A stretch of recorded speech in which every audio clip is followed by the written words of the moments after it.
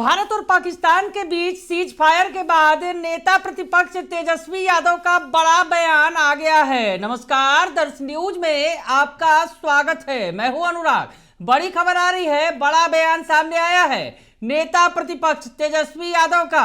और तेजस्वी यादव ने social media x पर क्या कुछ लिखा है, सबसे पहले आपको दिखाते हैं। तेजस्वी यादव लिख रहे हैं, प्रधानमंत्री जी से आग्रह है कि संसद का विशेष सत्र बुलाकर पहलगाम की आतंकी घटना से लेकर सीज फायर तक तिथिवार और बिंदुवार जानकारी देते हुए देश को भरोसे में ले, ताकि समस्त भारतवासी संसद के माध्यम से एक स्वर एक ध्वनि में भारतीय सेना के शौर्य, वीरता और पराक्रम को धन्यवाद देते हुए विभिन्न पहलुओं पर विचार रखें और आतंक की प्रयोगशाला चलाने वाले देश आतंकिस्तान को समस्त भारतवर्ष से एक साझा संदेश जाए। तो तेजस्वी यादव ने बड़ी बात कह दी है, पीएम नरेंद्र मोदी से बड़ी मांग कर दी है और कहा है कि संसद का विशेष सत्र बुलाइए और पक्ष और विपक्ष यानी सत्ता पक्ष और विपक्ष सभी मिलकर जो है पाकिस्तान के खिलाफ, आतंकिस्तान के खिलाफ जो है एक सेना के शौर्य, वीरता और पराक्रम जो दिखा है सेना का, उसके लिए हम जो है एक सुर में उन्हें धन्यवाद दें और विभिन्न पहलुओं पर विचार रखें और आतंक की प्रयोगशाला चलाने वाले देश आतंकिस्तान को समस्त भारतवर्ष का एक जो है साझा संदेश जाए। तेजस्वी यादव ने बड़ी बात कही है कि सरकार ही नहीं, विपक्ष को भी मौका मिलना चाहिए, विपक्ष भी साथ खड़ा होना चाहिए और सभी मिलकर एक बड़ा मैसेज दें पाकिस्तान को कि जो यहाँ से संदेश निकल कर जाए विशेष सत्र के दौरान।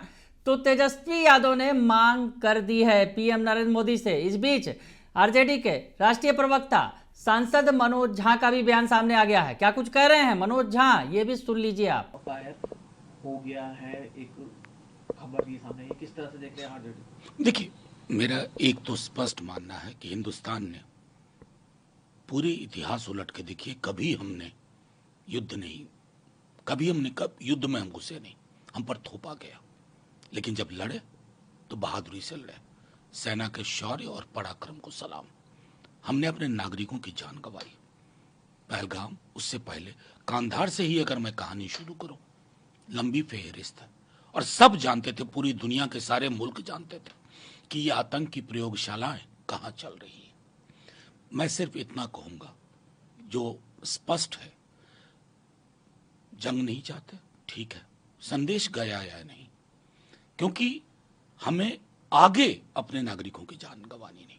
अभी भी हमारी सेना ने प्रिसीजन के साथ ओनली टारगेट लैबोरेटरीज पर जो आतंक की प्रयोगशाला है उनको अटैक किया, सिविलियन टारगेट नहीं, इवन मिलिट्री एस्टैब्लिशमेंट नहीं। बदले में पाकिस्तान की ओर से क्या नापाक कोशिश हुई, हमारे सिविलियन कैजुअलिटी पूरे बॉर्डर एरिया में, खास करके जम्मू में। आज हमने जम्मू में एक ऑफिसर को खो दिया। ये फर्क है हिंदुस्तान और पाकिस्तान के मिलिट्री एस्टैब्लिशमेंट का भी। पाकिस्तान की जो मिलिट्री एस्टैब्लिशमेंट है या तो सरकार में रहती है या अपने जैसी सरकार चाहती है। हमारी एक प्रोफेशनल कमिटेड आर्मी है जिसका पॉलिटिकल इंक्लिनेशन नहीं। ये फर्क इन 3-4 दिनों में भी दिखा। बस संदेश स्पष्ट जाना चाहिए। हालांकि जो चीज असहज करती है थोड़ा, अगर director general of military operation Pakistan ने कॉल किया और बातचीत हुई, पहला ट्वीट कमाल की बात है, भारत जैसे देश के बारे में, एक बहुलवादी विशाल लोकतंत्र के बारे में डोनाल्ड ट्रंप कर रहे हैं, मध्यस्थता वो कर रहे थे।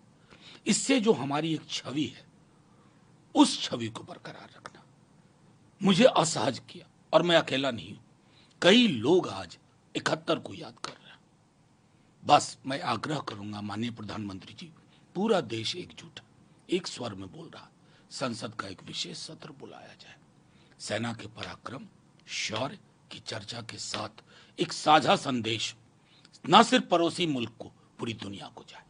सर, कि 12 तारीख को दोबारा बैठक होगी, बिना किसी कंडीशन के सीजफायर हुआ है, इंडस वाटर ट्रीटी सस्पेंड रहेगी? नहीं, वो सारी चीजें एक लाइन में कही गई है कि किसी और मुद्दे पे बात नहीं होगी। 12 तारीख को 12 बजे ये ब्रीफिंग हमारी ऑफिशियल है। तो सुन लिया आपने कि मनोज झा ने भी कहा है, मनोज झा ने भी बताया है कि सीज फायर के बाद क्या होना चाहिए, किस तरह से विशेष सत्र बुलाया जाना चाहिए। तेजस्वी यादव जो बातें कह रहे हैं, विशेष सत्र बुलाकर सत्ता पक्ष और विपक्ष को एकजुट होकर पहले तो सेना के शौर्य को, साहस को सलाम करना चाहिए और उसके बाद पाकिस्तान को एक बड़ा मैसेज देना चाहिए भारत की तरफ से।